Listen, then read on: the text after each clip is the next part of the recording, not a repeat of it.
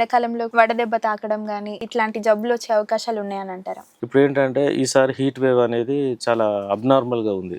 ఈ summer management అనేది చాలా ముఖ్యం. బయట వాకింగ్ ఒకటి తీసుకెళ్తా ఉంటాం.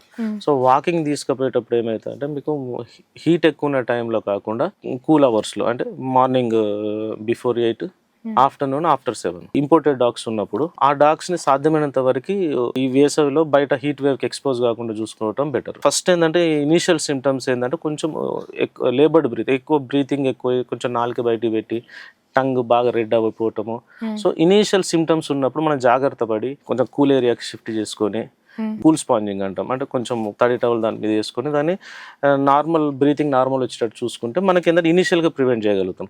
నెక్స్ట్ ఎక్స్ట్రీమ్ కండిషన్స్లో ఏమవుతుందంటే ప్యాంటింగ్, అంటే ఓవర్ ప్యాంటింగ్ అయిపోయి సలేవేషన్ ఎక్కువ అయిపోతూ ఉంటుంది. కొన్ని ఫెయింట్ అయిపోతాయి, కొన్ని సిజర్స్ వస్తాయి. సిజర్స్ అంటే ఫిట్స్ లాగా కొట్టుకుంటూ ఉంటాయి.